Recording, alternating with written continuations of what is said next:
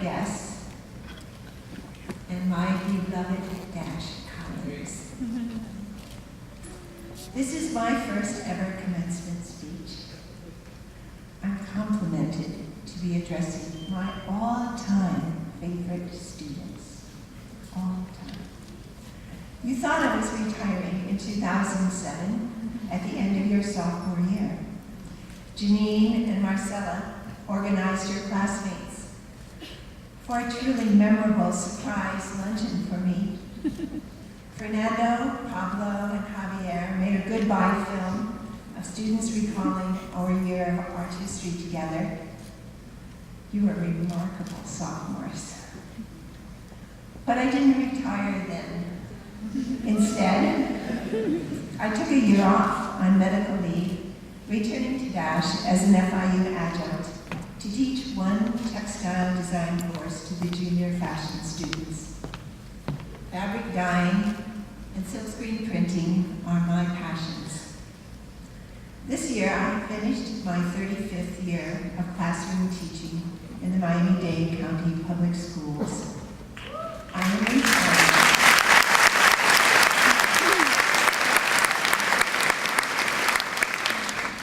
I am retiring, in a sense, graduating with you. This day, this ceremony is a rite of passage for me as well as for you.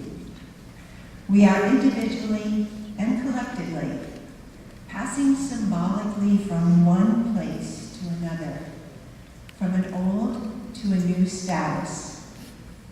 And like all such rites, it is both retrospective and prospective. You are graduating from high school, which is the end of something. But the ceremony we are participating in is called commencement. Your old status and your new status, the past and the present and the future. What if we could live our lives in this same way, always graduating, ending, and simultaneously always beginning? Perhaps the most useful suggestion I can make is that you go on being students for the rest of your lives. Don't impoverish your minds.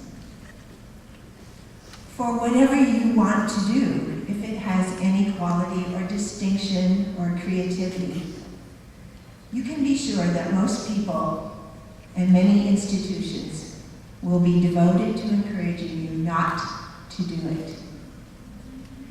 If you want to do creative work, there will be many obstacles, and you will have many excuses. Whatever prevents you from doing your work has become your work. Hear that again. Whatever prevents you from doing your work has become your work. Now I want to share a long quotation from a thinker and author I admire, Susan Sontag. She spoke some of these words at commencement at Vassar College in 2003, the year before she died. Despise violence. Despise national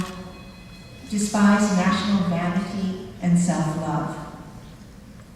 Proceed from the territory of conscience. Try to imagine at least once a day that you are not an American. Go even further. Try to imagine at least once a day that you belong to the vast, the overwhelming majority of people on this planet who don't have passports, don't live in dwellings equipped with both refrigerators and telephones, who have never even once flown in an airplane. Be extremely skeptical of all claims made by your government. Remember, it may not be the best thing for America or for the world for the President of the United States to be president of the planet. Be just as skeptical of other governments also. It's hard not to be afraid. Be less afraid. It's good to laugh a lot, as long as it doesn't mean you're trying to kill your feelings. Don't allow yourself to be patronized or condescended to, which, if you are a woman, happens and will continue to happen all the time. Do stuff. Be clenched. Be curious, not waiting for inspiration's shove or society's kiss on the forehead.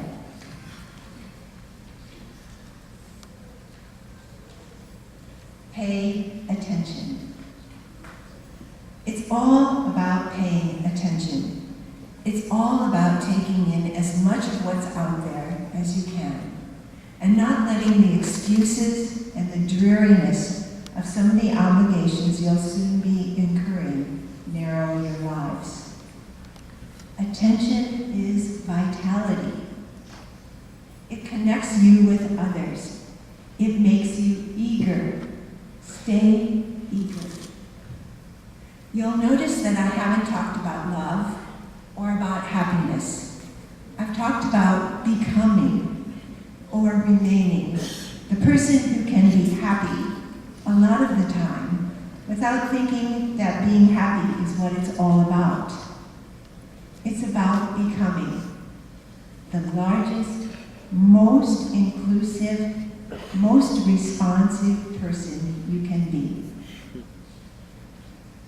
And finally, in my words, when you actually stand before the artworks we study together, recall me telling you this day, I am so proud of you, and I wish you love, courage, and fantasy.